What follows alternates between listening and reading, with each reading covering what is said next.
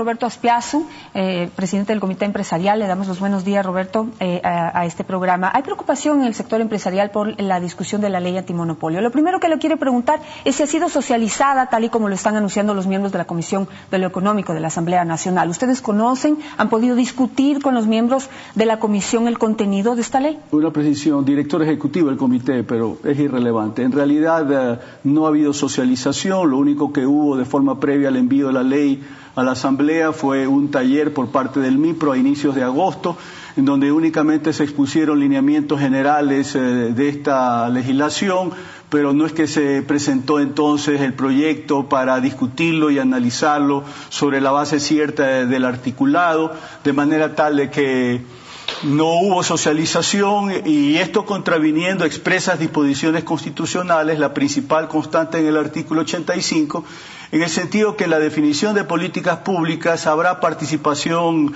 de los sectores organizados de la sociedad civil, en donde estamos naturalmente, en este caso, las cámaras de la producción. ¿Cuáles son las preocupaciones que tiene el sector empresarial y los sectores de la producción frente a este cuerpo legal? Varias. Comencemos con el ámbito. En el artículo 2 se define que tanto operadores públicos como privados van a ser regulados por la ley, no obstante lo cual en el artículo 26 se establece un régimen de excepción en función del cual el presidente de la República vía decreto ejecutivo podrá exceptuar a distintos actores. Esto quiere decir de que en definitiva quedará a discreción del jefe de Estado decidir qué operadores económicos, tanto públicos como privados, podrían quedar exceptuados de la normativa de competencia.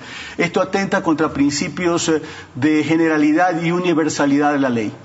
En cuanto a la creación de una superintendencia que estaría encargada de regular al sector empresarial, público y privado, y que tendría también la potestad de establecer sanciones en caso de que alguien no cumpla con esta ley, ¿cuál es su visión? Vamos al tema de la institucionalidad, que creo que es importante. Se crea una junta regulatoria y la superintendencia.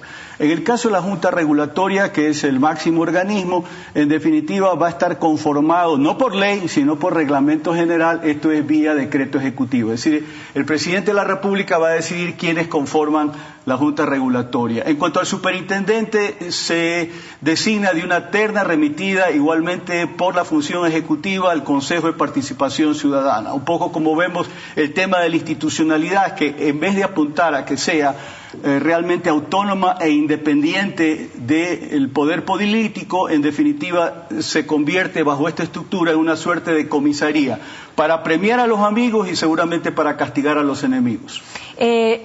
La posibilidad de establecer sanciones que dependen de el volumen de ventas de una empresa, ¿qué peligro es también constituye? Un problema, porque en definitiva las sanciones deberían estar en función del perjuicio causado por efectos de alguna infracción o delito contra la competencia, y esto no sucede porque en definitiva esto queda escalonado de acuerdo a si la falta es leve, mediana o grave, y según eso se aplica una sanción de 8, 10 y 12% sobre el total de facturación durante un periodo determinado. Esto no debería ser así.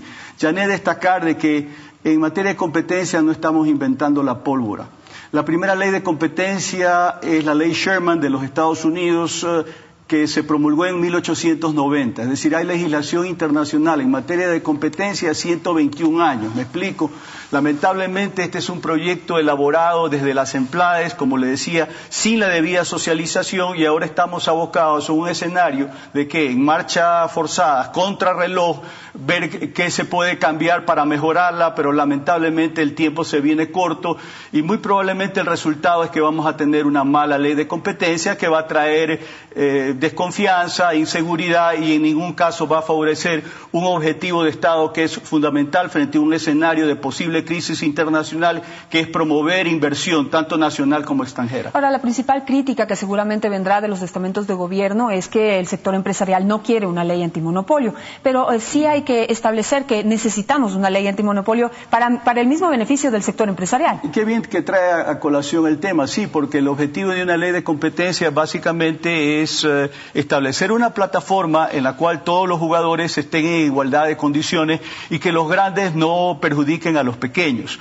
En el caso de las cámaras de la producción, señalar que la mayor parte de los afiliados no son los grandes, son realmente los medianos y los pequeños, y nos debemos fundamentalmente a ellos, que son mayoría, y bajo esa perspectiva nosotros sí alentamos una ley de competencia, pero no en cualquier condición.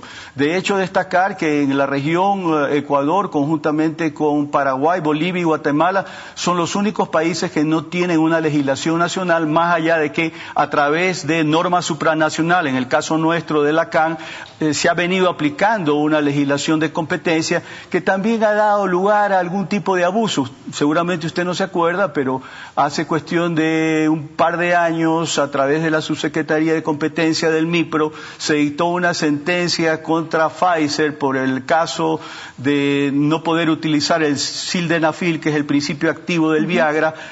Se aplicó, una multa por $5.000 millones, que posteriormente tuvo que ser revisada y se redujo a 500.000. Eso es una prueba respecto a los márgenes de discrecionalidad que una ley de competencia no debidamente aplicada, con una normativa clara, puede permitir a una autoridad sin duda revestida de muchos poderes. Ahora, ¿cómo van las cosas? Usted lo manifestó hace un momento, todo está contrarreloj.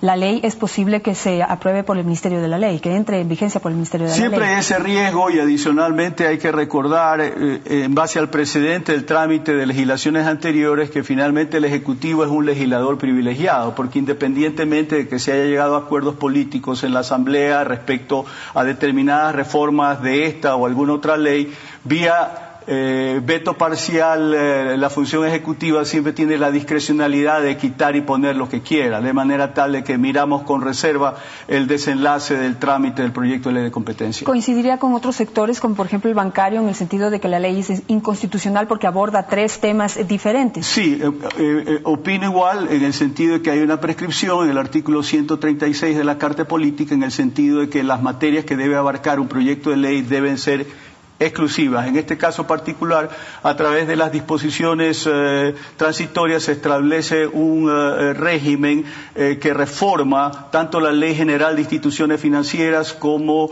la ley, en fin, hay una segunda ley, la Ley de Radiodifusión y Televisión, en definitiva para establecer como piso el 6% del accionariado máximo para efectos de no poder dedicarse a otra actividad económica. Realmente 6% es un piso muy bajo, y pensamos que ese piso debería estar en 25-30% para no generar por esa vía una discriminación. Imagínese usted, ¿cómo va a ser accionista mayoritario de una empresa bancaria o de medios de comunicación teniendo 6% del capital accionario? Usted no controla absolutamente nada. Si tiene 25-30, eventualmente sí, de forma tal que este es un tema que tendría que quedar sujeto a revisión.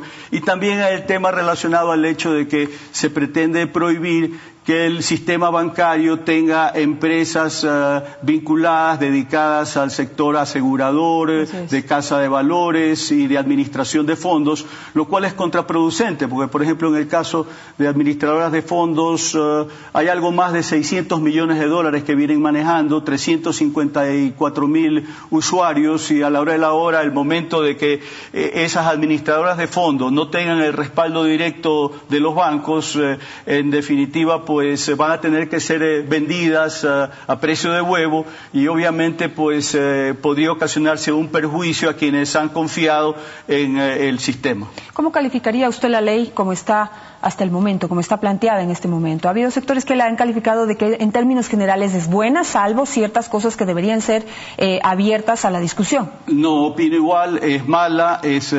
discriminatoria, otorga muchas potestades, discrecionalidades a la autoridad.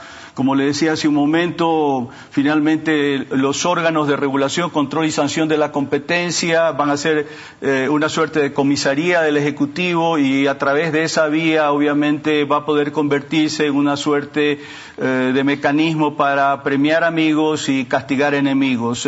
Esto no va a generar de ninguna manera, y yo quiero enfatizarlo, Janet, un ambiente de seguridad, de confianza para la inversión, y es una señal más contraproducente para los actores actores económicos privados que quieren confiar en el país. Le agradezco muchísimo, Roberto Aspiazu, por estar esta mañana aquí.